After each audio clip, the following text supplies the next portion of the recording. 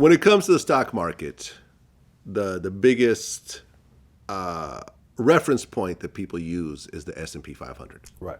The top 500 companies Right. in the U.S. at a certain time. That number, certain companies, if you're lower down the list, sometimes you get in and out of that 500, but the ones at the top pretty much stay there forever. Apple, Microsoft, General Motors, all these companies you heard of are all in there. Out of all 500 companies, how many of them do you think have black CEOs? One had it. It was American Express. Okay. Is that your guess? One? The correct answer is 3.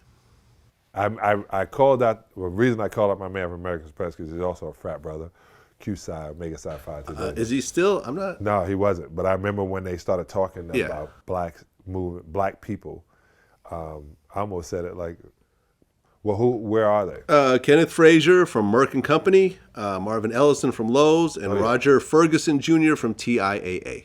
Yeah, I knew Lowe's. It was funny. It was Lowe's, and then they were going out of business, right?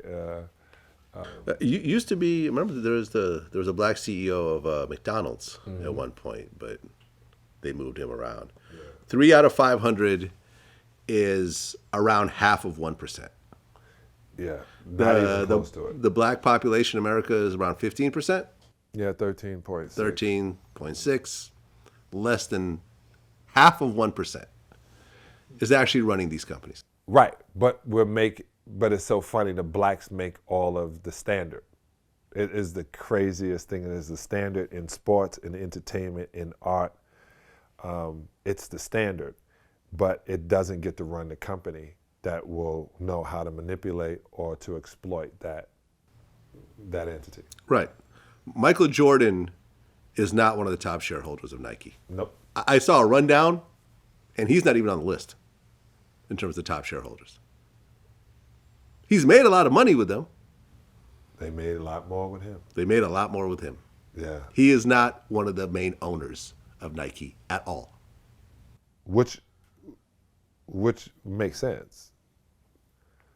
You don't want any of the captive coming from the cages to be up with the emperor. It's just not how it works. Well, I interviewed Grant Cardone recently. You know who he is? Yes. And we talked about this, about how we both feel there's really no such thing as a middle class. Do you agree? It's not financial inequality. It is educational inequality. Like people are playing by a completely different set of rules. The intention of the poor is to pay the bills because somebody said, hey, you can't change your condition. It's not true. All you got to do is ask yourself a different question. Who has changed their condition in your community? No. This is a construct that's made for people to feel better about themselves. But the reality is that you either make enough money to invest your money, where your money starts making money itself, or you're on a hamster wheel where you're just paying your bills every month, which is what they consider the middle class.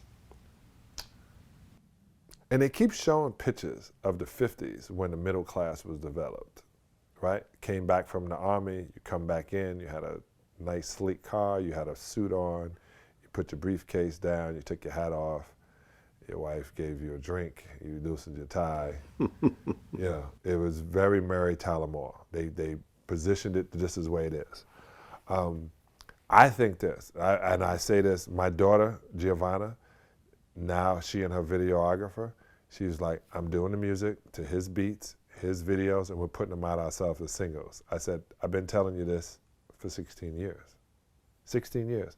I said, I remember when MIA came out. She didn't come out just after Kanye. She'd been out. She was bubbling. She was dope. And Kanye was like, yo, that's a dope piece right there. Then took the sample, and I'm an underground hip hop fan. You know who else is? Carmen Electra. Just thought I'd mention that. Okay. She was Be Real, and so that kind of puts you in this position.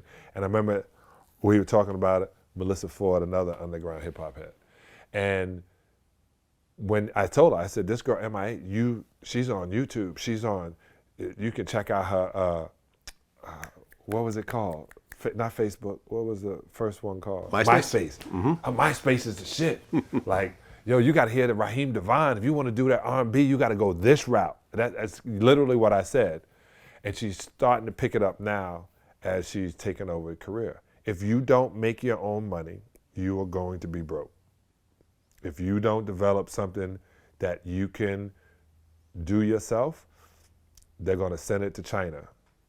If they can export it and they can bring in Chinese goods, cool. But there's certain things you can't get. Can't get a haircut. Can't get your nails done. There's certain things that are never going to go away. They can't get rid of plumbing. They can move heating and electricity to solar, but they cannot move plumbing. So you better, get you a plumbing company, man. Don't get a steel company. I remember my last year, man, with the Pistons. I met this guy. He had a screw company, screw and bolts. Mm-hmm. And he was going to get me involved. This right after we won the championship. Everybody was grabbing one of us. And they grabbed Vinnie Johnson too, but they was called Plastic Mold Injection Company. Man, but you want these screw and bolts. I went with the screw and bolt guy.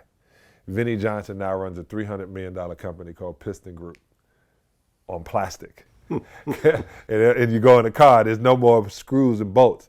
Very few, but they use those plastic screws, that plastic molding.